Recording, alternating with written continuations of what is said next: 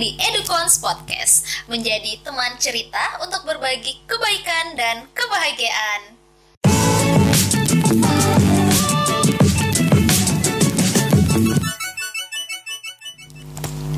Nah, teman Edukons, hari ini kita kedatangan teman cerita jauh-jauh dari Australia. Nah, ayo tebak, ada bule loh, orang luar negeri yang kita datangkan hari ini. Nah, teman Edukons, sekarang ada Kak Hilman. Hai.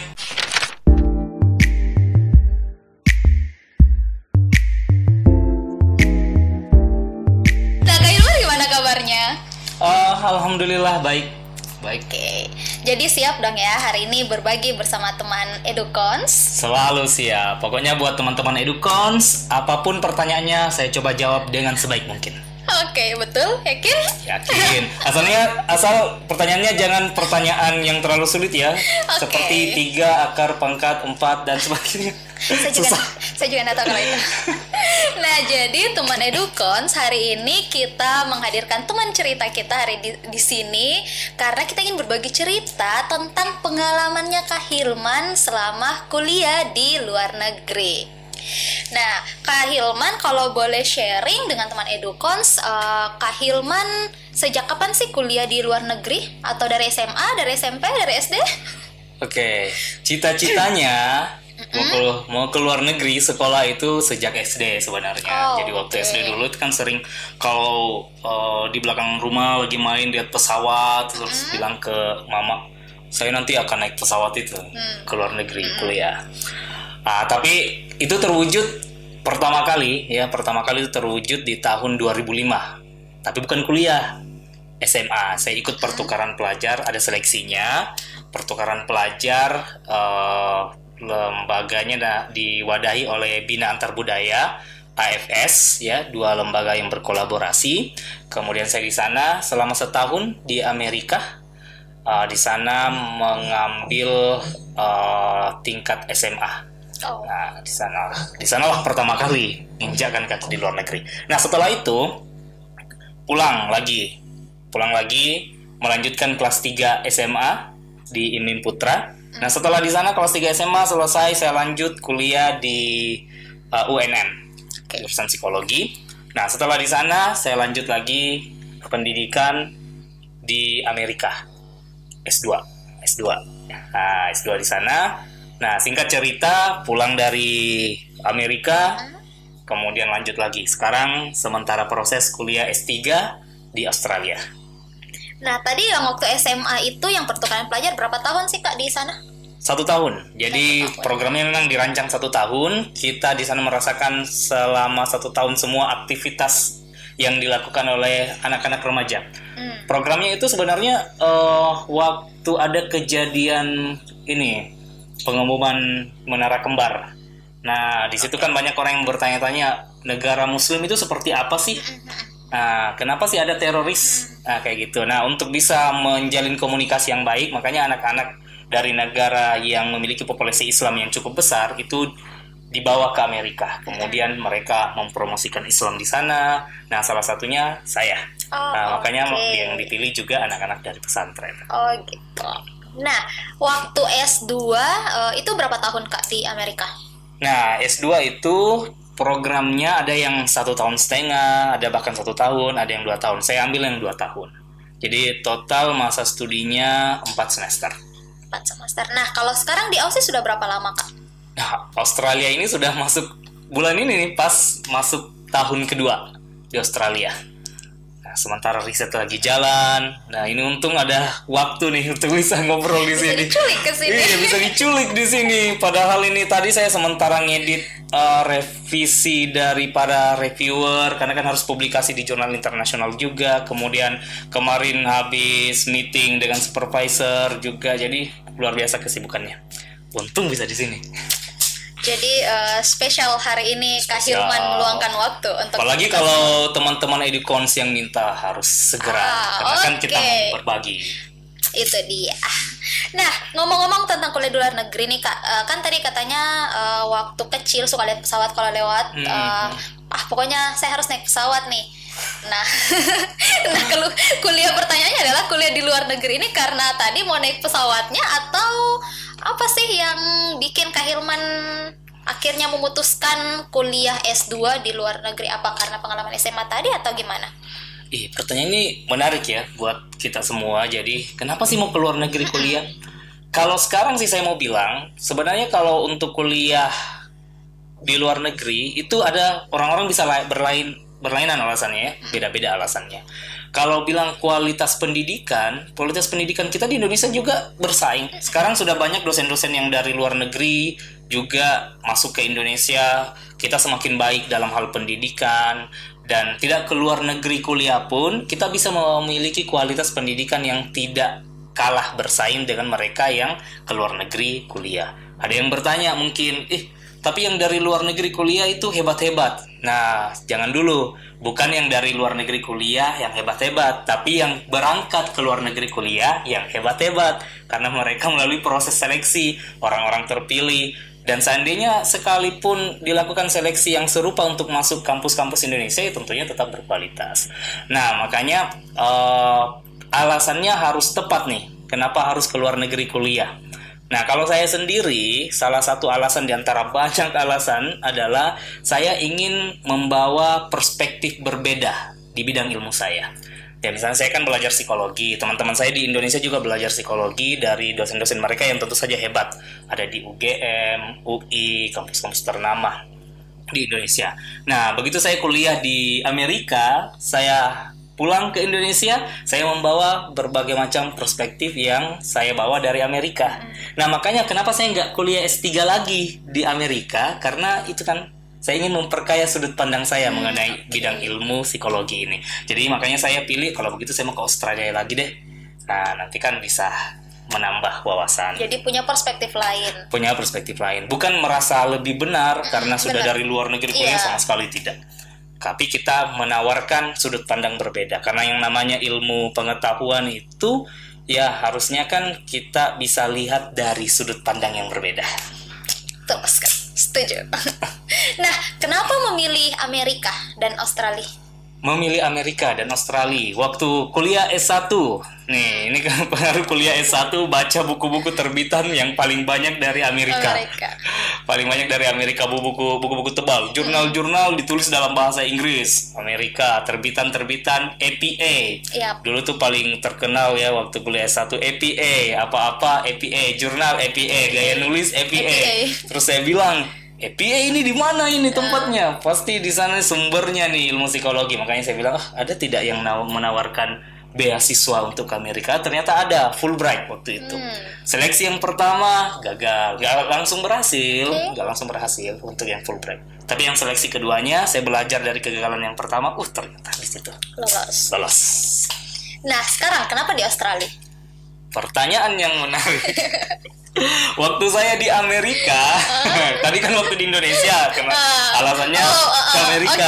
Nah, sekarang waktu di Australia itu saya membaca salah satu tulisan ya, banyak tulisan-tulisan tentang leadership. Tulisan-tulisan tentang leadership, karena bidang ilmu saya ada di situ, psikologi kepemimpinan. Nah, saya membaca beberapa literatur yang diterbitkan justru di Australia. Di Australia, terus saya bilang, kayaknya ini menarik lah, saya ambil sudut pandang dari sana juga. Australia itu negaranya unik, karena orang-orangnya adalah orang-orang Barat, tetapi dia berada dekat dengan benua Asia. Budayanya itu, kalau kita lihat dari istilahnya dimensi budaya, dia lebih dekat dengan orang-orang Amerika sebenarnya. Tetapi kalau dilihat dari segi geografinya, tempatnya itu lebih dekat dengan kita Indonesia. Makanya kalau kita lihat, ini bicara teori sedikit ya, teori budaya. Kalau kita lihat perbedaan budaya Australia dan Indonesia itu, mereka hampir di semua dimensi itu mengalami perbedaan, ya. Perbedaan misalnya dari segi individualisme, kolektivisme, nah itu ada perbedaan. Nah, dari situ saya bilang, kayaknya ini menarik deh kalau saya belajar psikologi dari negara yang memiliki budaya yang sifatnya itu, dimensinya itu berbeda dengan Indonesia, supaya saya bisa bawa perspektif baru lagi ke Indonesia. Kalau punya kesempatan belajar di tempat lain lagi, Kak Hilman mau belajar di mana lagi?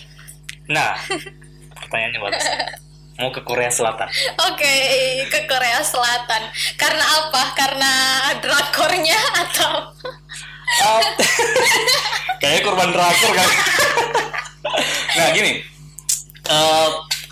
salah satu negara yang membawa pengaruh, negara Asia ya, yang membawa pengaruh yang cukup besar dengan kehadiran teknologi yang dia milikinya, entertainment yang dia miliki, dan juga gaya hidup yang mereka bisa membawa pengaruh bukan hanya di negaranya, tapi juga ke berbagai negara yang ada di sekitarnya, termasuk Indonesia. Ini terlepas dari itu baik atau buruk ya, kita tidak bisa pungkiri bahwa mereka itu maju secara teknologi, mereka punya etos kerja mungkin yang berbeda, dan saya tertarik untuk belajar bagaimana negara sekecil itu, secara lokasi kan kecil ya, kecil tapi bisa mendatangkan pengaruh yang luar biasa besar.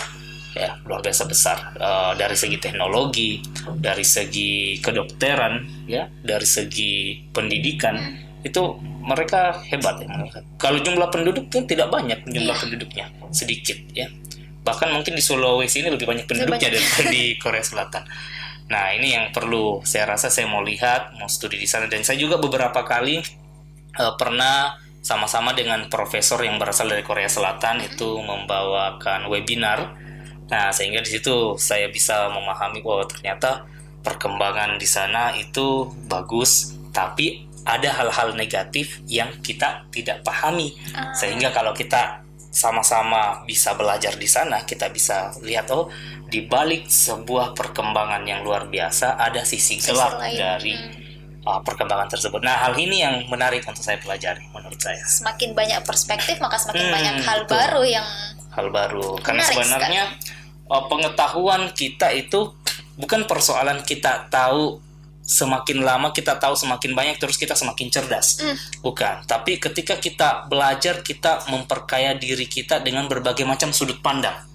Kita tidak bisa menjadi orang yang satu-satunya benar di dunia, tapi kita bisa menjadi orang yang memahami bagaimana kebenaran. Dengan melihat dari berbagai sudut pandang tentunya. Nah, katanya saya pernah baca quotes juga. Katanya semakin banyak kita belajar sebenarnya, maka semakin kita tidak tahu ada sesuatu hal baru yang ternyata ini baru nih, ini belum saya tahu. Jadi semakin kita mencari tahu, semakin semakin kita merasa kurang sebenarnya. Apa itu yang membuat Kak Hilman semakin penasaran belajar dari berbagai tempat? Ya, kalau saya lihat sih ilmu pengetahuan berkembang. Hal yang saya pelajari di Amerika waktu itu kan saya bilang ini baru nih. Pas beberapa tahun kemudian ternyata sudah berubah, berbeda lagi. Ada hal yang tidak muncul, kemudian tiba-tiba karena ilmu pengetahuan berkembang akhirnya muncul lagi. Sama ketika kita menulis suatu hal ya terus kita publikasikan, mungkin hal itu di 10 tahun lalu masih hal yang baru. Tapi begitu 20 tahun kemudian setelah itu dituliskan sudah banyak hal-hal baru lagi. Jadi yang namanya pengetahuan, kita tidak bisa mengklaim diri kita bahwa kita cerdas, kita tahu sekarang terus kita berhenti.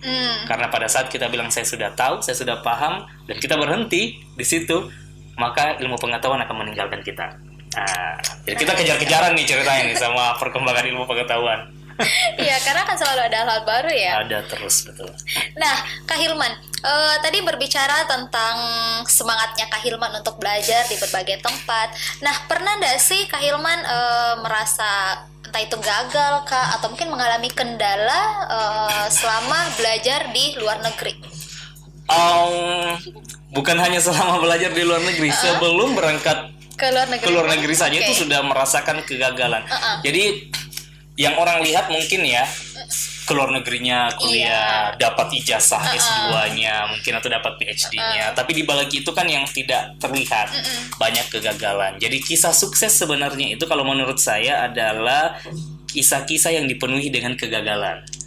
Contoh ya, waktu S2 kemarin saya saya mengirimkan 11 aplikasi dan ditolak aplikasi S2. Jadi kalau ada yang baru mengirimkan 1 kali, 2 kali, terus dia gagal, terus dia bilang, oh kayaknya saya nggak bisa ke luar negeri kuliah, jangan dulu. Ya, karena saya 11. Saya hitung-hitung ada 11 kali. 11 kali yang lulus berkas 3, yang lulus sampai tahap wawancara cuma 1, yang Fulbright. Oke. Berarti yang ke-12 kalinya baru. Ya, itu sudah masuk semuanya, 11. Jadi kan berarti ada 8 gagal berkas, 2 gagal wawancara, yang 1 itu baru lulus. Jadi kayak gitu. Sempat hitung-hitung juga. Waktu saya ngitung itu, waktu saya hitung kegagalan itu, saya bilang akan jadi cerita yang menarik nanti ini. Nah, sekarang ternyata waktunya kita berbagi ke teman Edukons. Nah, yang bikin bangkit lagi apa, Kak? Yang bikin tetap mau lanjut, bahkan sekarang lanjut S3 lagi, apa? Yang buat saya yakin ketika saya terus mau kirim, walaupun gagal terus mau apply, gagal terus mau apply, karena nggak ada pilihan lain. Nggak ada pilihan lain. Maksudnya apa nggak ada pilihan lain? Kalau tidak lewat beasiswa, saya nggak bisa kuliah. Nah, karena kenapa? Kan orang tua saya bukan orang yang bisa membiayai seluruh anak-anaknya hingga ke jenjang perguruan tinggi tingkat S2, S3. Saya harus sadar itu.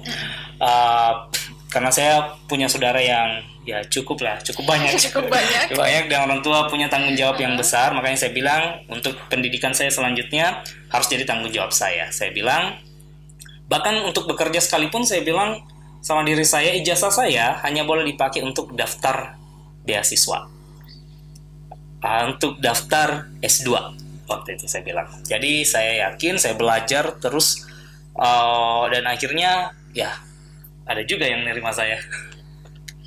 Ada nggak sih sosok yang menginspirasi Kak Hilman? Sosok yang menginspirasi, ada banyak sebenarnya ya sosok menginspirasi, karena saya tipikal orang yang suka mempelajari hal-hal baru. Begitu saya lihat orang ini hebat dari sisi ini, disitulah saya ingin belajar dari dia. Dia menginspirasi saya pada saat itu. Jadi bukan persoalan ada satu sosok saja yang saya lihat, tapi itu ada beragam sosok. Ketika di kampus ada dosen yang dia itu ketika mengajar itu pembawaannya sangat sistematis, terukur, terencana, cara penilaiannya itu sangat rapi dan sebagainya. Itu sosok yang menginspirasi saya. Ketika dulu di pesantren ada ustaz ya yang sangat perhatian, peduli dengan cita-cita kita. Nah, itu sosok yang menginspirasi saya. Ketika masuk di Amerika, ya saya melihat lagi dosen yang luar biasa, detail pembawaannya. Ketika memberikan feedback ke mahasiswa sangat rinci, dia peduli dengan kita, perkembangan kita. Dia memberikan perhatian yang sangat-sangat luar biasa. Bagaimana kita belajar, bagaimana feedback yang diberikan, itu juga yang menginspirasi saya. Jadi setiap fase dalam kehidupan saya melihat bahwa ada sosok di situ yang berperan penting. Tapi satu hal yang paling jelas, ya, di balik orang-orang yang berhasil, ada orang berhasil lainnya yang memandu dia. Dan itu yang saya rasakan. Jadi saya tidak bisa bilang bahwa ketika saya memperoleh keberhasilan itu hanya karena kerja keras saya. Tidak. Itu karena ada orang berhasil sebelum saya yang memberikan saya arahan, yang memberikan saya contoh, baik langsung maupun tidak langsung. Baik dia langsung mengajari saya atau tidak. Karena bisa saja kan kita diajak bekerja bersama dia, kita diajak melihat bagaimana dia berjuang dalam hidupnya. Nah, itu yang saya maksud dengan kita dibimbing secara tidak langsung. Berarti kalau saya bilang Kak Hilman ini tadi dengan keinginan belajar dari berbagai perspektif, berarti Kak Hilman ini suka setuju ya kalau belajar itu kita bisa di mana saja. Nah, dengan sosok yang menginspirasi tadi, berarti Kak Hilman juga belajar dari siapa saja. Oke. Kak Hilman setuju nggak itu? Belajar bisa di mana saja dan dari siapa saja. Dan dari siapa saja, iya. Saya setuju dengan itu, karena definisi belajar itu kan tidak mesti ketika kita bilang kita berada di dalam ruangan kelas, baca buku. Nah, belajar itu bisa jadi ketika kita bertemu orang baru, kemudian orang baru itu berbagi pengetahuan ke kita. itu bisa belajar. Atau kita berjalan bersama teman-teman, kemudian teman itu memberitahukan suatu hal penting, itu bisa belajar. Jadi ya tidak mesti spesifik bahwa harus dengan seorang ahli, tidak mesti bilang harus dengan seorang yang Lebih berpendidikan tinggi, tapi bisa saja dari orang yang sederhana. Dan itu saya sering alami belajar dari orang yang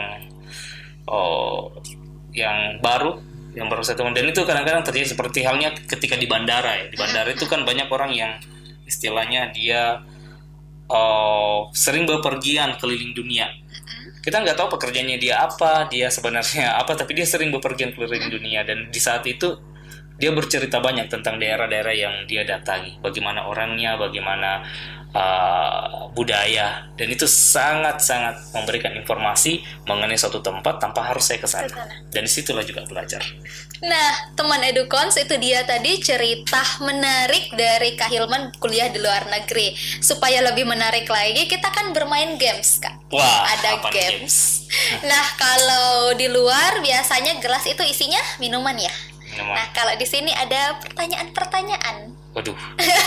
Tenang, bukan matematika atau fisika, tenang. Di sini ada berapa pertanyaan ya ini? 1299. Oke, Kak Hilman silahkan memilih. Nah, silahkan dibacakan. Tegang gitu mukanya. Apa pertanyaannya? Pernah nggak sih tersesat di Amerika? Pernah ya? Pernah nggak? Bukan masalah pernah nggak pernah ya? Sering. Jadi saya pernah tersesat di Amerika itu di New York ya. Kota New York itu kan sistem transportasinya kan menggunakan subway. Nah, itu mapnya aja itu harus pakai yang luar biasa besar. Jadi ada kode huruf, kode angka. Saya kan di Indonesia kan kita nggak ada sistem kayak begitu di Makassar ya, setidaknya di Makassar. Pas sampai di sana bingung lihat. Jadi saya itu pindah dari satu kereta ke kereta yang lain, lama-lama ini saya sudah di mana? Ya pernah kayak gitu kejadian. Jadi bingung. Dan itu berakhir di mana akhirnya? Berakhir di pusat informasi. Bertanya, dan terakhir itu saya bertanya di mana ya, pernah bertanya sama polisi yang lagi bawa anjing besar. Kalau di Subway itu sering kayak itu polisi bawa anjing ya di sana. Terus kenapa lagi ya? Masih ada yang paling pernah lucu. Tersesat paling naik lucu. bus. Tersesat naik bus pernah. Oke, satu lagi Kak. Masih ada. Apa ya?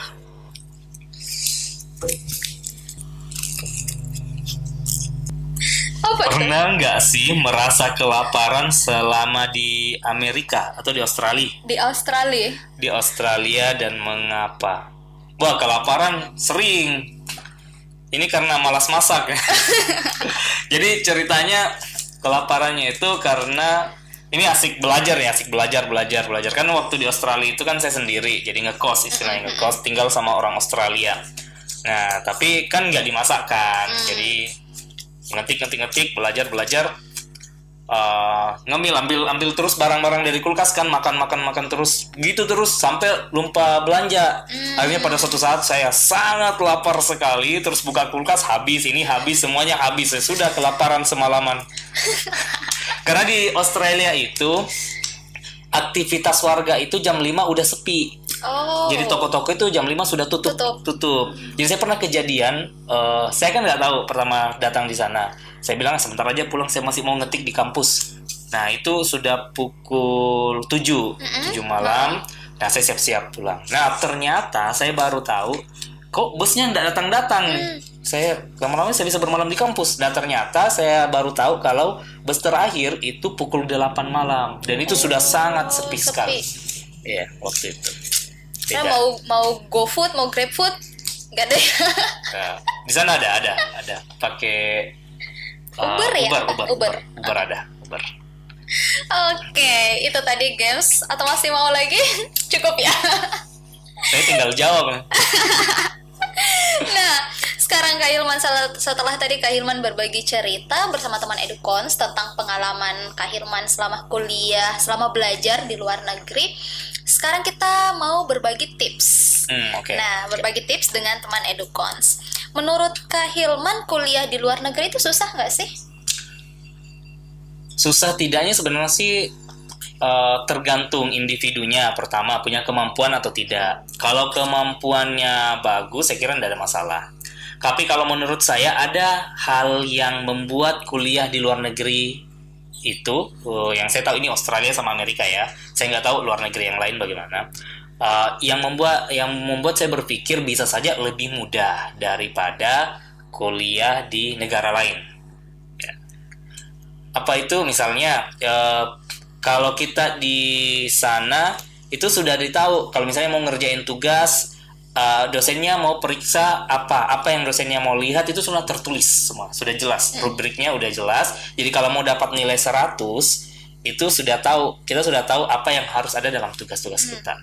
Tuh, sistem pendidikannya itu informasinya mengenai jadwal-jadwal itu sudah ada sejak 1 tahun sebelum dilaksanakan. Ya, jadi misalnya tanggal ini yang dilakukan, bahkan tanggal wisuda itu sudah ada terencana di tahun sebelumnya. Jadi itu mereka sudah buat agenda dan kita itu hari wisuda kita itu sudah kelihatan pada saat kita mendaftar. Wow. Ya, jadi sudah terencana sistematis. Itu yang membuat sebenarnya mudah sih dari hal proses mereka mengelola sistem pendidikannya. Itu memudahkan sih sebenarnya. Banyak hal yang mudah, tapi juga ada beberapa hal yang sulit. Seperti halnya standar atau ekspektasi yang diharapkan oleh dosen-dosen ke kita. Jadi kalau kita buat tugasnya asal-asalan, asal kumpul, ya pasti juga nilainya nggak bagus. Karena betul-betul tugas itu mereka baca dan kasih feedback luar biasa panjangnya. Itu sering saya dapatkan kayak gitu. Terus kalau kayak di Amerika itu budayanya itu terasa sekali kita kompetitif lah. Istilahnya itu saya bisa bilang kalau kita nggak bisa bersaing untuk menunjukkan bahwa kita mampu, itu bisa membuat kita dengan sendirinya tertinggal dengan proses pembelajaran yang ada di kelas. Beasiswa yang full ya, full itu maksudnya full itu biaya hidup ditanggung, biaya kuliah ditanggung, semuanya asuransi ditanggung.